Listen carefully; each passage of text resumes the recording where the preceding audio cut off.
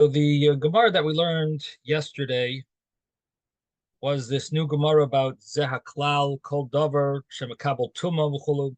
It was the Mishnah summarizing two of the three main rules about schach, and that is that it has to be something that is not a finished product, which means it's not, which the term is it's not makabel tuma. And the other rule about schach is that it has to grow from the ground. And the Gemara wants to know the source. So Reish Lakish has a source, and the source of Reish Lakish is ve'ed yalem min haaretz, that a cloud or mist goes up from the ground, and it it's the concept of a cloud that actually is, so to speak, growing or developing from the earth. And the sukkah is meant to be commemorating the Anani Kavod, the clouds of glory. So just like the cloud comes from the earth, it develops from the earth, so also the sukkah is as commemorating. If it's commemorating it, it needs to be something from the earth. And in addition to that, the cloud is not makabel tuma. So the same thing would be a sukkah is not makabel tuma. Now, the Gemara is not so satisfied with this interpretation. And the reason why the Gemara is not satisfied is because this only fits the concept of sukkahs are anani kavod. They're commemorating the ananim, the clouds of glory that Hashem gave as a great gift in kindness to the Jewish people. But this concept doesn't fit with the other opinion that a sukkah is commemorating the fact that when we left Egypt, we dwelled in sukkahs. We explained also that why would Hashem make such a command to commemorate us dwelling in sukkahs? What would the reason of this explanation be? I mean, if we're commemorating Hashem gave us clouds of glory, that would be something to commemorate. The fact that we dwelled in these huts when we left Egypt, what's the big commemoration? So the Rashbam asks this question on Chumash. According to Rabbi Akiva's view, what would the reason to make such a holiday and commemoration be? And he explains that it actually is commemorating. It's more than commemorating the past, but it's really bringing out that it brings out the current, or it brings out the fact that we ultimately came to Eretz Yisrael and we have abundance. Where did we come from? We came from huts. So it's not as much as thanking Hashem that we were being able to dwell in huts, as much as it is making a contrast that the fact that we were in huts, and now look at what we have. We have houses, we have fields, we have an inheritance. Hashem gave us our land. And so that's really according to Rabbi Akiva, that's at least the way the Rashbam explains it, that's the commemoration. That in order to realize how great things are now, you got to look at how things were. And dwelling in huts will make you remember how things were and how things versus how things are now. And it basically brings out the concept of Yerusha, that Hashem gave us a inheritance in Eretz Yisrael, which is actually this week's Parsha. Having an inheritance, a nachala, in Eretz Yisrael. And so that's brought out by this view. Again, the other opinion is bringing out the greatness in the desert of how Hashem protected us with these clouds of glory.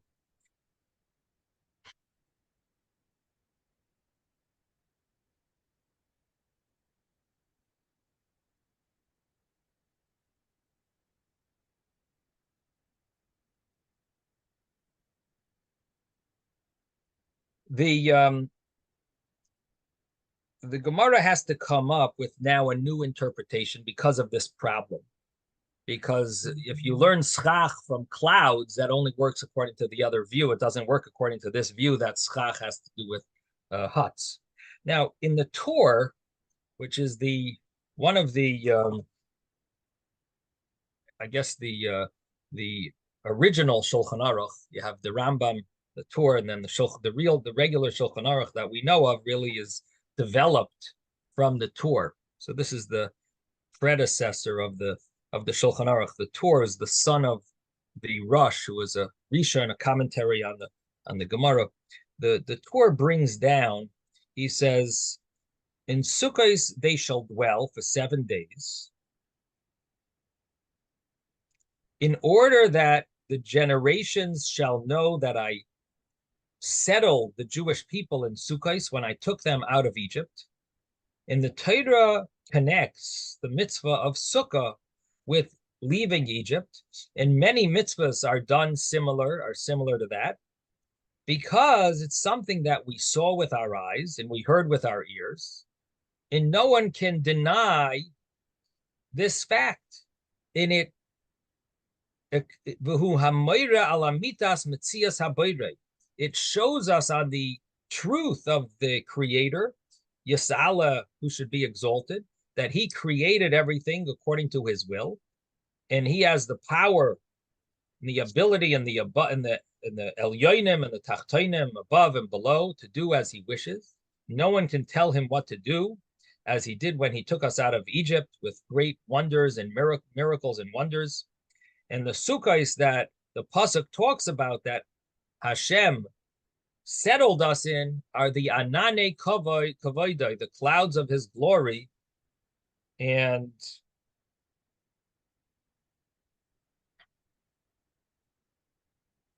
Shehikifanu Bahem, that he surrounded us with, Laval Yaka Isano Shera B'Shemesh, that we should not be affected, we shouldn't be hurt by the heat and the sun. And similar to this, Hashem commanded us to make sukkahs in order to remember Hashem's niflaos and nairos, his wonders and his awesomeness, his awesome deeds. And even though he took us out in the month of Nisan, he didn't command us to make a sukkah in that time, because that time in Nisan, which is the time of Pesach, it's the days of the summer, and everyone makes huts for shade in the summer, and it wouldn't be recognizable that we are doing it as a mitzvah for Hashem. And therefore,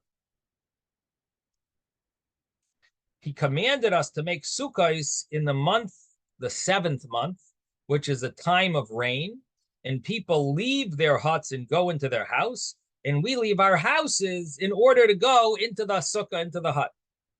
And with doing this, we show, it's visible to everyone, that the mitzvahs of Hashem, of the king, is upon us to do, and this sukkah needs to be in a place where it's fit to make it, with the right material, and the walls have to be appropriate, and the amount of walls measured properly, the amount of them, it should be properly What page are you on? covered. I'm reading from the Torah. This is they're not in your book. One second. This is not in your books. And Vishaloi Tehe Gavaya, it shouldn't be too high or above the measurement, and not too low below the measurement, and not too small from the measurement. So this is the Torah in chapter 625. Now, what I just read to you follows only one view. Again, we have a machlekes in our Gemara. What's the reason of sukkahs, of the dwelling in a sukkah? And the answer that our Gemara would give is, well, there's two opinions. One opinion is we're dwelling in a sukkah because the sukkah is commemorating the clouds of glory. when we left Egypt. And the other one is that the sukkah is commemorating the huts that we dwelled in when we left Egypt, right? Rabbi Eliezer and Rabbi Akiva. Now, the Tur, what does he do? He says, you know why we dwell in sukkahs? Why do we dwell in a sukkah? Because of the clouds of glory. He doesn't say the other reason, the huts. So the famous question on the Tur is, you are a code of law. What are you doing giving us reasons and explanations and expounding upon this mitzvah with these discussions that really aren't, I mean, why is it mentioned in a code of law? And why are you choosing one opinion versus the other opinion? So this is the famous question on the Tur. And there's a very famous Bach over here. And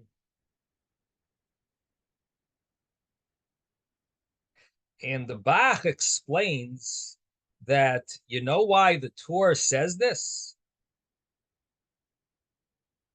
The Tur says this halacha, he mentions not only the halacha, but he adds all of these interesting little insights about the reason behind sukkah. He says, because you actually have an obligation to think of this when you are dwelling in the sukkah. So this is quite a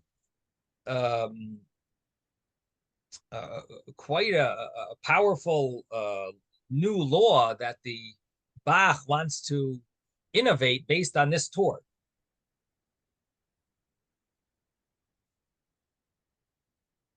He says, what's he doing making a whole drasha, a whole speech? And he says, it seems to me that he holds, since it says in the Torah, Laman Yedu Deresechem, that the generations should know that I settled you in sukkahs, you have not fulfilled the mitzvah properly if you don't have in mind the mitzvah of sukkah that with the kavana, if you don't know the kavana of the mitzvah of sukkah, and that is that you have to remember the going out of Egypt, and he expounds on it that we dwelled, that we had anane covered. And he says the same thing applies in the mitzvah of tzitzis, that you have to have in mind the way that Hashem commanded it, and the mitzvah of tefillin, that you have to have these kavanas in mind, but not other halachas, because the other mitzvahs you fulfill even if you didn't have this, even if you don't have the kavana, the thought, the intent. But by tzitzis it says lema'an tizkaru, you have to remember in order to remember all the mitzvahs. In tefillin it says leman tiyah teres Hashem b'ficha, that in order that you have the Torah of Hashem in your mouth, which refers to the tefillin, that kadesha yehei Torah Hashem shogor b'finu, that it should be the Torah of Hashem should be fluent in our mouths, that Hashem took us out of Mitzrayim with a yod chazaka. So he says it would seem that you didn't fulfill the mitzvah properly if you don't have these kavanas. So therefore, in the halachas, he writes, v'yachavein, you should have this intent. And here also, regarding the mitzvah of sukkah, it says laman. So everywhere in the Torah where it says a reason for the mitzvah, like tzitzis, tefillin, and sukkah, it is basically, according to the Torah, teaching you that you have to have this intent, that Hashem, when we left Egypt, he settled us in the Anane Kavod, the clouds of glory, and you have to have that in mind when you dwell in your sukkah. So if you want to fulfill the mitzvah properly, you have to have this kavanah. Now, I'm not saying everyone agrees with the Torah, but this is an interesting insight that comes out from this, the way the Bach is explaining the Torah, that you would need to have this intent. That's why it's brought in the code of law and in the Torah. Yes, Jeffrey. Does he also say that you have to have simcha? You have to be ach sameach?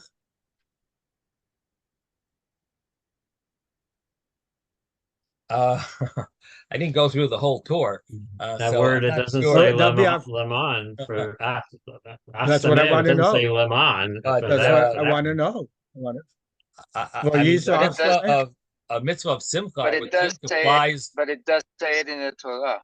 Yeah, I would assume that it says it about the mitzvah of having simcha on every holiday. Again, I haven't gone through the entire tour, so I don't know. But Well, it will be my project. So I want to know what he's emphasizing. If he's equal, yeah, but and that's not really applicable to what we're learning now. What we're learning now is about the reason why do we dwell in a sukkah, and surprisingly, the Torah chooses one view over the other view. And the question is why? Why is he choosing one view over the other view if this is not a halacha, it's more of a speech? What's the reason for sukkahs? One opinion says one way, one opinion says, how do you paskin one way versus the other way? So the way he's understanding it is that this is the kavana that you need to have follows this view, that according to halacha, this is the action, that there's a difference in halacha between these two views. And this is the view that you have to have in mind, that you would need to have this kavana in mind. well, So I just think there are other kavanos too, and I think one of them is to be sameach. And you're I sitting in the don't think sukkah kavana. because you're supposed to be sameach. I don't think that would fall into the category of kavana. I would think Okay. that would fall into a element of the mitzvah itself, meaning that while you're doing the mitzvah, you need to be besimcha. But here we're talking about the Exactly. kavana of the mitzvah, and the kavana of the mitzvah would be that you're remembering why you're doing it. So in other words, you're talking about the style of doing it, and here we're talking about the reason of doing it. The style of doing it is with simcha. You're doing it in a simcha dika style and a simcha dika feeling. Your emotion, your besimcha, and every Yom Tov there's a mitzvah of simcha, so it's not just sukkahs. And your question really is, how do you fulfill the mitzvah of simcha? Is it enough to just drink wine, or do you actually need to enjoy the actual mitzvah? I understand you're asking a very important question about the mitzvah of simcha. It deserves to be detailed. What exactly falls into that mitzvah of simcha, and definitely deserves a shear of its own. Of how do you because on a simple level, people understand the common understanding of simcha is as long as you drink a cup of wine every day, or you have meat, according to some, you fulfill at least men are fulfilling the mitzvah of simcha. But you want to add or want to know if it includes also that you have to enjoy while you're actually dwelling in the sukkah. Do you have to feel that simcha, or are you fulfilling the mitzvah even if is simcha like one? You could fulfill the mitzvah of simcha and once a day, and then you're yaitza because you drank your wine, and while you drank your wine, you enjoyed it, or is it throughout the dwelling in the sukkah? Do you if you don't have simcha, are you missing some element of your mitzvah of sukkah?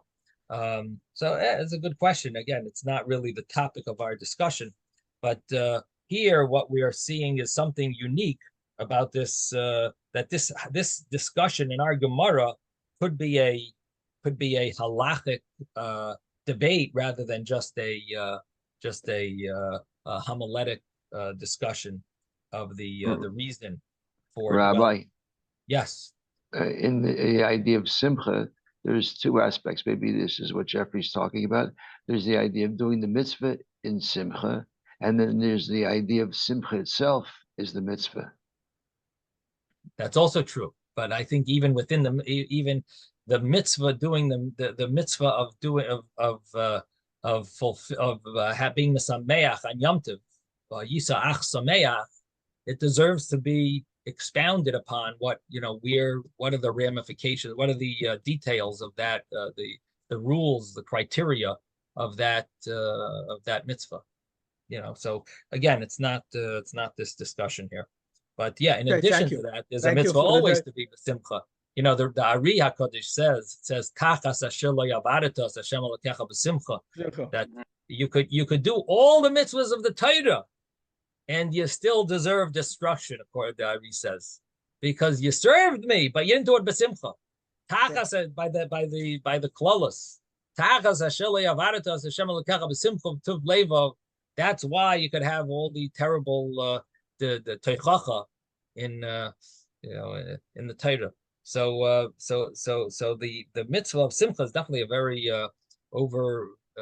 very important mitzvah, and but there's obviously individual details to the certain mitzvahs that have a special inyan of simcha. Okay, so Rabbi, the difference is that what you just quoted applies to everything, whereas here, where it says leman yedeu, and it's specifically talking about this particular mitzvah, that of why we're sitting in the sukkah.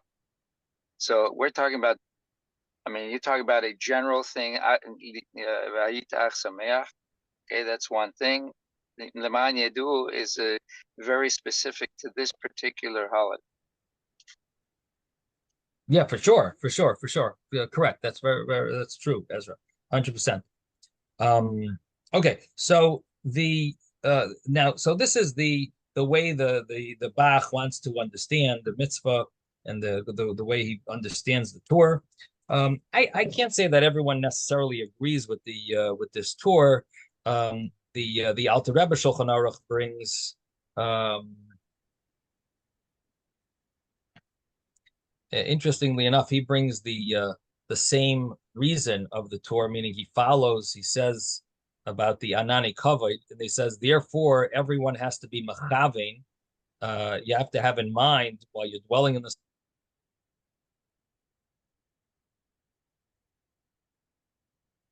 as a zecher liyetzias Mitzrayim, as a remembrance for dwelling in Egypt, and it's a mitzvah to be masake in the sukkah, to bring to fix the sukkah or build the sukkah after Yom Kippur, after you go out from shul.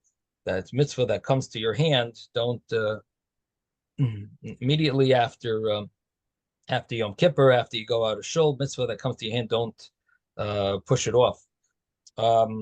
But he doesn't clearly say that you have to have that in mind, the Anane Kavod part. So I don't know if he's really following this the same logic as the way the Bach wants to develop this idea. Now,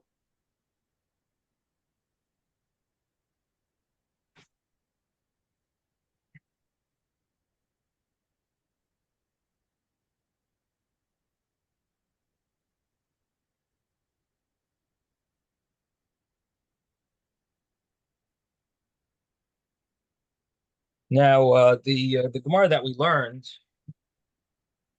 maybe we'll talk more about this Bach later. Also, an interesting thing that we saw on the tour was that why is Sukkot in the month of Tishrei and not in the month of Nisan? That's also a very well-known tour, that the reason why the holiday of Sukkot, it's when we left Egypt, you would think we would commemorate it when we actually left. We had these clouds of glory. Why is it mentioned why is the holiday in the time of Tishrei instead of in the time of Nisan? And he says because in the time of Tishrei it won't be recognizable that you're dwelling in a hut for the purpose of a mitzvah. It'll look like you're doing it just for shade purposes. But if you're doing it in the rainy season, then most people are leaving their huts from the summer and going into their houses, and we are going from our houses into the huts. It's very clear that we're doing it for the mitzvah. Okay, so anyway, that's the tour. The Gemara that we learned yesterday then mentioned. So, what would the reason be for having schach? That's something that grows from the ground, and something that's not makabel tuma. The Gemara says it's because it says chag sukkah is tasa lacha or tasa lach, and chag sukkah is.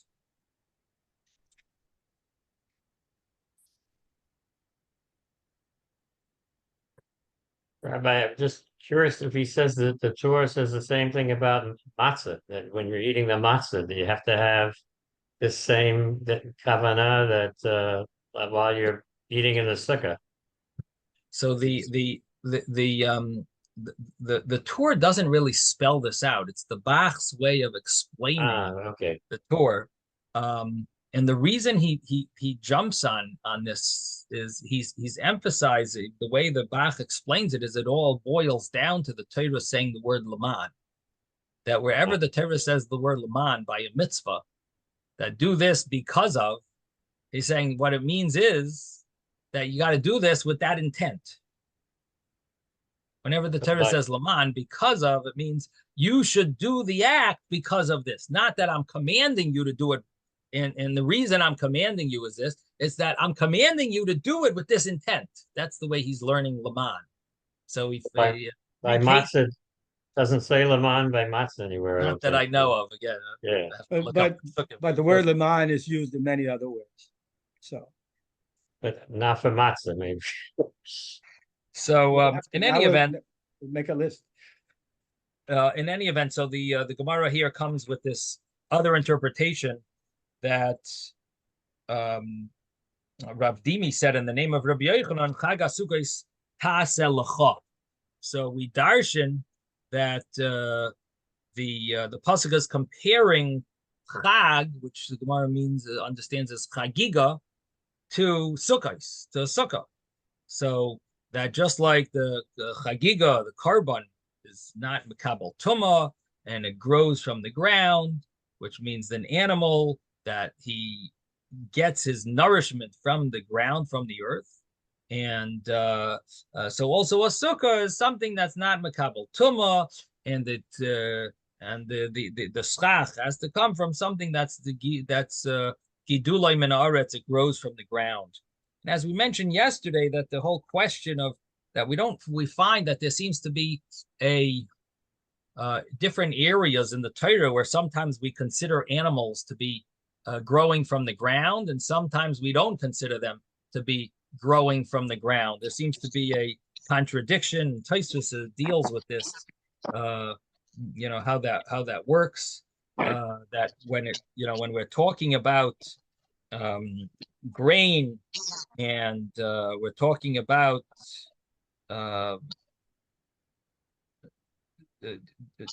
other vegetables that actually grow from the ground. So he says you wouldn't say an animal grows from the ground. But if we're just mentioning things that get their nourishment from the ground, then we could consider the animal to grow from the ground, which basically means the animals growing from the ground. There's an element of animals that could be considered that it gets its nourishment from the ground. But there's also an element that says, well, it's not actually growing in the ground. It's not growing the earth. It's out of the ground, gaining from the earth. It's not growing out of the ground. Right. Okay. So basically, it's a little technical how you would actually word it. So in Rashi also touched upon this, the gedulei karka or god gidol min haaretz. Anyway, that's why you find some places it's counted, and some places it's counted as from the earth and not from the earth. You find this contradiction regarding giving your worker to eat when they're dealing in when they're dealing with plants, they have to be able to eat. But when they're dealing with animals, you don't have to give them to eat. And the same thing applies with when you have a servant that he works for you for 6 years, a Jewish slave, and on the 7th year he goes free. And when you let him go free, you got to give him from your what Hashem blessed you with. But the rule is that you don't have to. You give him gedula and minhar. That's things that grow out of the ground, and you don't have to give him the animals that you're blessed with. You give him from the different vegetation that you're blessed with, but not from the animals. So that would be these two examples are cases where it's not part of things that grow out of the earth. But when it comes to Meiser Sheni, the second tithing, you are allowed to use the Meiser Sheni money, which means the second tithing money, to buy animals. So then it is called something that grows ground. So that's what Tosfos is dealing with, and Rashi touches on this. Yes, Isaac. No, just gonna ask. Didn't you otherwise say? Yeah. Could you speak into the mic? Somehow it's so weak. So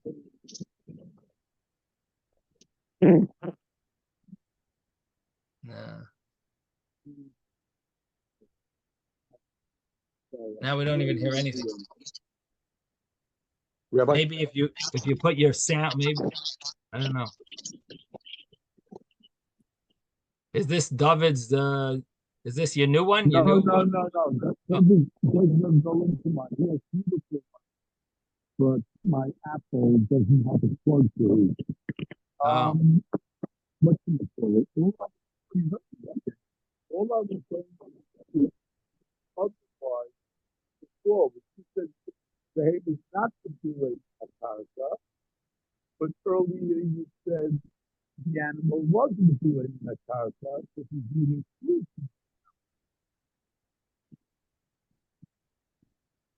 I'm so sorry, but I just can't hear you, Isaac. I don't know if anyone else heard. I'm so sorry. My Isaac, Yeah. Isaac, can you type what you want to say in the chat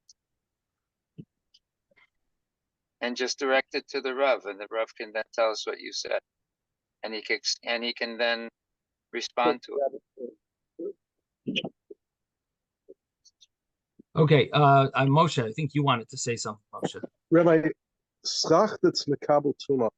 Now, is this schach that could come from I mean, I'm just asking of let's say a kever, if there's growth around a kever and that's used as schach? So what you're talking about is something that's tamei. That's not what we're talking about. We're talking about something that is a receptacle for tumah. It doesn't have to be tamei. So if you want to be able to give a good example of something that's makabel tumah, it basically means a finished product. So something that's makabel tumah is like a vessel. Just compare a piece of wood, which is just a raw piece of wood. That's not makabel tumah. But something that's made into a product, that would be something that is makabel tumah. If you have a chest, that would be makabel tumah. It's made into a chest. So it would be a nail. I mean, a nail. The fact that it's nailed and it's painted and all these things together would make it makabel. The nail itself. Well, a nail would fall into another category. Is a nail makabel tumah? It probably would be called. Is it called a kli? We'll talk. We'll have to see about that. There's the discussion about that. We'll soon see what the rule is with. So you can make boxes with wood. You can have wood that interleaves. They make the wood that it presses it one into the other. You don't have to make it with nails. It's still once it's a box. Once it's a box, it's a box. That's it, right? It doesn't matter. But the thing is, if it's not made into a box and it's just cut up wood, even though it has the potential maybe to be put inside other things, it would seem that wood should be eligible for schach because it's basically branches or pieces of wood of the trunk or whatever, pieces of wood that's grows from the ground, and it's not makabel tuma until it's made into something. Moshe's thinking that Makabel Tumah is like Tame, like a person Right. who Exactly. died That's what is I'm trying to. I'm trying to exclude that. That's not what we're dealing. That's not what we're emphasizing here. That something that becomes tame. It's not something that's potential to become tame, and it boils down to something that's a finished product versus something that's not a finished product. And metal, even if it's flat, it's makabel tuma. Wood, if it's flat, it's not makabel tuma. It doesn't. It's not a finished. It would not be called something that's finished, a finished product. Okay, Jeffrey, did you want to say something? Just add to that, some people use the following adjective, susceptible to. Thank you. Okay, susceptible. Okay, getting back to the Gemara over here. So, Rav Dimi explained, according to Rabbi Yochanan, name of Rabbi Yochanan, that the way we know that you need to have about these two rules is because it has to be similar to Chagiga. Similar to the Chagiga, the Korban Chagiga, it says Chag HaSukkah, so we compare the two to Sukkah and Chagiga. Now, the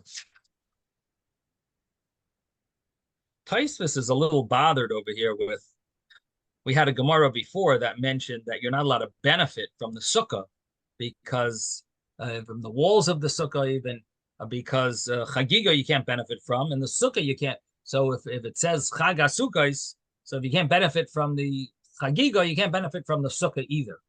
And Chagiga is a korban, so you can't benefit from the korban, you can't get personal benefit. So the same thing would be that you can't get benefit from the personal benefit from the sukkah. You can't use the sukkah walls for other things. So Taisa says, how do you learn both things out of it? Now we're learning about what do you use for schach from the chagiga. And before on page 9, the Gemara was learning that you're not allowed to benefit from it. So he says, how do you learn two things out of the same pasuk? The same, it's if it says chag and sukkah, it would seem surprising to learn. You're either learning the laws of schach, or you're going to learn the concept of benefit from walls. What are you allowed to use for schach is one thing. What about you? That you're not allowed to benefit would seem to be a different set of rules. And how are we learning both out of the same words? Taisa says it's not a problem at all because there's two psukim. They both say Chag HaSukkos, but one says Chag HaSukkos Ta'aseh L'cha, and the other one says Chag HaSukkos Shivas Yom L'Hashem. So it's two totally different psukim. It seems like in his Gemara it just said Chag HaSukkos, and it didn't end with the Chag HaSukkos Ta'aseh L'cha. So in Taisus's version, you wouldn't know the difference, and you would think it's the same pasuk. Taisus's answer is that it's really two different psukim. This is the second to bottom Taisus over here. Okay, anyway, so the Gemara continues and says that you could ask a question on this whole discussion because a chagiga is only an animal, and maybe you'll say that a sukkah needs to be only from an animal, that you have to use for an animal for schach. And if so, we're going to be stuck. That how are we going to learn that we can include all the different items for schach? Anything that's it would seem if you learn from chagiga that maybe it would only include an animal.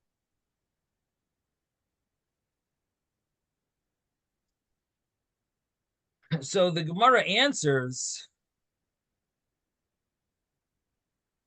that Ravin said in the name of Rabbi Yochanan that it says in that pasuk Chag HaSukkos Ta'aseh L'cha Shivas Yomim Bi'aspecha Migarnecha Mi'ikvecha, that it says in that pasuk at the end of the pasuk. So in other words, the previous opinion Rav Dimi said in the name of Rabbi Yochanan, he thought we were learning it from the beginning of the pasuk. He remembered a statement from Rabbi Yochanan that it was from Chag HaSukkos, but Ravin says no, it's from the end of that pasuk, and it's in the end of that pasuk it says Bi'aspecha Migarnecha Mi'ikvecha, that when you gather in from your goyra and your threshing floor and from your yekev, your vat of the wine, that's when you gather in that stuff from these two places. that's when you make the holiday of Sukkot. And the Gemara understands it to mean that bipsailas garin v'yakev akosim medaber, talking about the debris or the refuse from the goyren and the yakev, from this this threshing floor and from this vat, anything that was like not usable and it was not fruit. Yard trash. Okay, yard trash. So that would be the silas. Thank you. The yard trash of the Now we can hear you. Yeah, now we can hear you very well. Well, I just came to my office. I'm not traveling. Uh-huh. Nah. Do you want to tell us what you were saying before? These Or are the headsets I had before. do you No, want to tell us? They served me well for a long time. Did you want to tell us what you wanted to say earlier? Or Just that I thought you were using the same phrase that Minagoren, that in one place you were saying it excludes animals. You said that definitively. But earlier you were saying that Migoren includes animals because, so I wasn't thinking clearly. I worked it out now that you finished explaining it. yeah, well, what I one was, place he was saying yes, and one place he was saying no. and that's right. That's what Tysus is bothered with. That it actually does seem to, with certain laws, seem to include animals, and certain laws excludes them, and they all seem to be boiled down to be called. Are they called growing from the ground or not? And so there's an element of them that they grow from the nourishment from the ground, but they don't grow out of the ground. So therefore, in the term, if you call them gidule karka or gidule minha karka, this is the two terminologies. Is it called the gidul min haaretz? So gidule min haaretz, they're not called because they don't grow out of the ground, but they are called gidule haaretz or gidule karka. They are called gidule karka. They get their nourishment from the ground, but they're not gidul min haaretz or min karka. Thank you.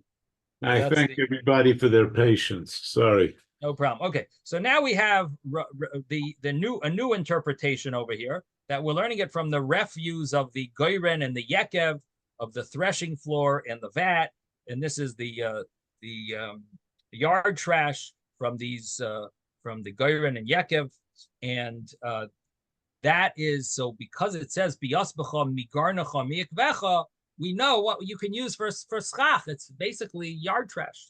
Basically this this refuse type of stuff, which is things that are not finished products. They're not makabel tumah. They're not susceptible to tumah, to impurity, and they grow from the ground. Now the Gemara says the ema goyren atzmai, the yekev atzmai. Maybe we should allow the goyren itself, the threshing floor itself, which means the straw that has the grain inside it, that should be eligible to be schach, together with the yekev itself, which means the grapes themselves. Maybe that also would be eligible for to be used as schach, because it says be aspecha migarnecha miigvecha, when you're gathering this stuff from the. So who says it's specifically the psilas? Maybe it's the good stuff. Maybe it's not just the trash. Maybe anything from the yard, even the good stuff. So Amar Reb Zera. So Reb Zera said that it says yekev, which is the vat, and since it's impossible to use the vat as your schach, because that would mean the wine would fall right down, and you wouldn't be able to use yekev. You wouldn't be able to use the vat because it's already liquefied, and therefore it must mean the pesilas of the yekev, and it must mean the refuse of the wine vat, which means anything that wasn't usable for the wine, which would be the branches and stems and so on. So there, that would show us that we're specifically talking about refuse. The Gemara asks a question on this about that Rabbi Yirmiyah said that it's not true. You could use a vat for schach, because wines from sneer, they do seem to harden. And so you could use that. Imagine using that for schach. You would have hardened wine from the vat, which is dried out. It would be usable for schach. It would be like round cakes of figs, which sounds like it gets like nice dried out, and it would be usable. And what would come out from that is that you would be allowed to use stuff that's makabel tumah. We would still say you would need something that grows from the ground, but it would be grows from the ground, but it could even be if it's makabel tumah maybe. And that would be if we would be allowed to use that, we would basically say it's not limited to things that are not makabel tumah, things that aren't susceptible. Even things that are susceptible would be eligible. You would be eligible to use for schach. So Reb Zera says, yeah. But when this stuff dries and it becomes hard, then we have a problem of having more shade than sun, because then you might not have any sun at all passing through. Suppose So you were to do your entire roof right with this, then you don't see any sun coming through. Right. So we don't know that you can't have any sun. What we did learn was that it can't be so thorough that it's impossible for rain to come through. But I don't know if that would be a problem, because we could be talking, and even the case, even what you're saying about the sun, which I don't believe there's a rule that the sun has to be able to come through. But the thing is that it doesn't say that you would have put this stuff on every dot of your roof of the where the schach goes. You could be using this as your schach, and you have little areas that are empty, that are somewhat empty of this. And so it seemingly would be possible to have the rain come through from this stuff, and it would be possible probably to have sun come through, because it doesn't say that you would, if you're using it, you have to use one vat solid block of this, and it has to cover your entire sukkah. It would probably mean that you could use a few vats, and you having 4 of these vats, and there's a whole line in between where you're putting this stuff on your sukkah, or you're cutting pieces from this vat, and you're putting these different pieces, you're slicing pieces off it, and this hardened wine, and you're putting them as maybe 2x4s of wine. You're using like 2x4s or something of wine 2x4s. Anyway, so it doesn't say clearly that you're blocking everything, but you're right. It uses the example of igule devela, which makes it sound like it's quite solid. I hear where you're getting that, why you're thinking that way, because it uses that term igule devela, and round cakes of figs that's quite solid. Like you could hurt someone with a round cake of figs if you throw it at them. So it's definitely it definitely is something solid.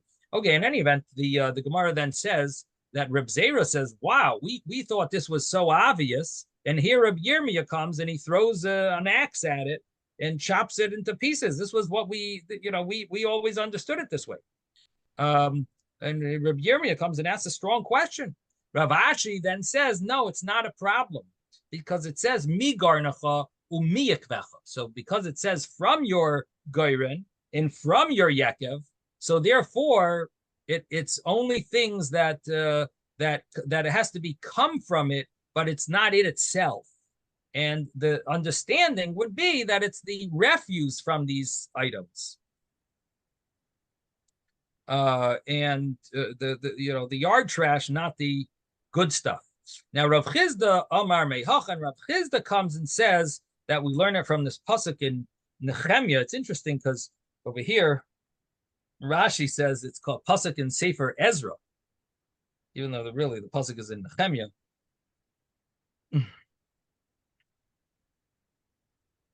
And maybe they're considered one safer. They're like they go yes, together. that's what it Ezra. seems.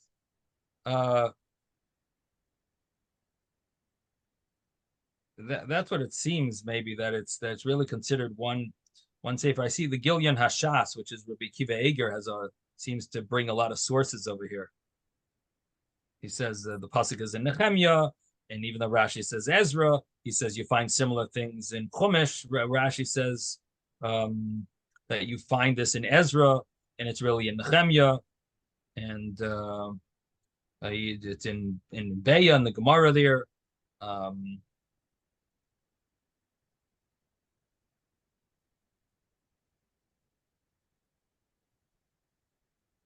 But he says all the words of Ezra, Nehemiah said them. Brings a Gemara in Sanhedrin. So even if it's in Nehemiah, it's really no, everything of Ezra, Nehemiah said. Kol mili de Ezra Nehemiah ben Chachliya Amrinu. In any event, it's a pasuk in Nehemiah, and the pasuk says that Tzu hahar v'haviu ali zayis v'ali eitz shemen v'ali hadas ali tmorim ali eitz avos. We basically have to bring all these branches or leaves to make your sukkahs. Basically, Ezra was teaching Klal Yisrael that were returning from Golus Bavel. This is during the building of the second Beis Hamikdash. While they were building and they had come to Eretz Yisrael right after the story of Purim. Ezra and Nehemiah, they both brought groups of Yidden to return to Eretz Yisrael to rebuild the second Beis Hamikdash, and so they were teaching them the laws of Sukkah, and they said you got to make sukkahs, and use these leaves.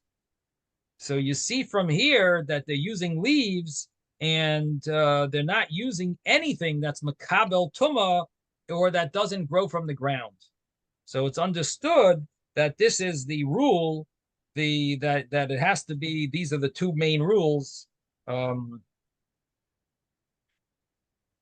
it has to be from the refuse of the earth. Now, one of the commentaries brings this out. He says, "Now, Rav Chizda is not answering really the question of how do we know that you need to use the things that aren't makabel tuma and things that are." He's not really answering that question directly, and the reason is because you're not going to use a pasuk in Ezra to teach you that. But what you can use the pasuk for is to show that the interpretation of Goyren v'Yekev this is like explaining how do we know how to interpret Goyren v'Yekev that we see from Ezra or Nehemiah, that this is the interpretation of Garnecha miyikvecha, that it means the psoiles of Goyren and Yekev.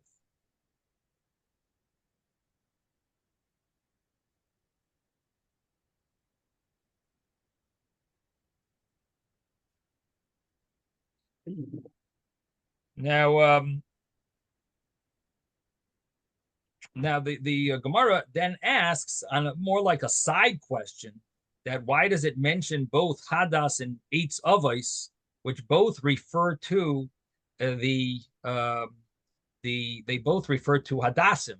So the Gemara answers not really. Eitz Avos, which is this like chain-like braided type of branch, which basically a hadas is the myrtle branch is a beautiful branch because it has these these three leaves that are throughout the branch.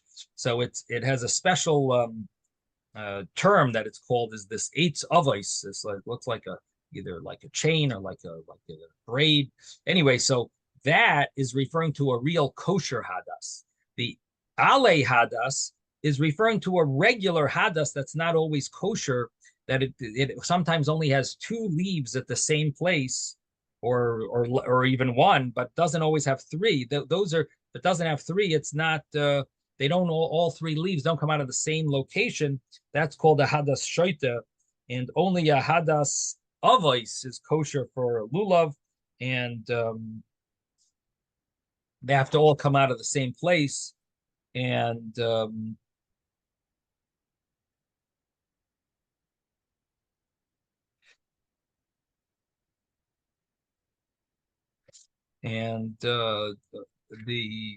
the two terms in this pasuk, one is referring to regular hadassim that are shoitim, the other is referring to a real kosher hadas, and that's for the mitzvah of lulav. So he's telling them really to do two things: to take that use the hadas shoita for schach, and for the sukkah, and eitz avos use for the mitzvah of lulav. Eitz avos. The Arabics themselves shaitim, or the people who use them shaitim?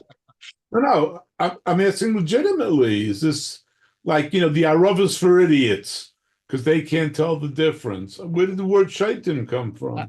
I don't. It's almost like a bechor shaita, a firstborn that's born after a girl. So is he a shaita? Is he stupid? Not exactly. No, But he's called the bechor shaita. because a shaita would look at him saying he's the eldest son, so he's a bechor. I don't like to call people shaitim. It's not. I don't either. That's why I'm asking. I don't think the Gemara would be doing that. I think it just means that there's sometimes the term shaita is someone who's like turned. Shaita is from the word shtus, like a little, like more like turned off. It's off the path. It's not exactly on line. So it's a hadas that's not in line. Right. Bechor is a bechor that's not in line. A bechor shaita. Yeah. Safari only calls it wild myrtle. That's all it says. It just says wild myrtle for When he used the word shaita used the word wild. that. It says wild myrtle. That's I'd all. like to use the word not in line. Myrtle not in line. I guess it means it grows in the wild. I don't know. It's, in other words, it's not the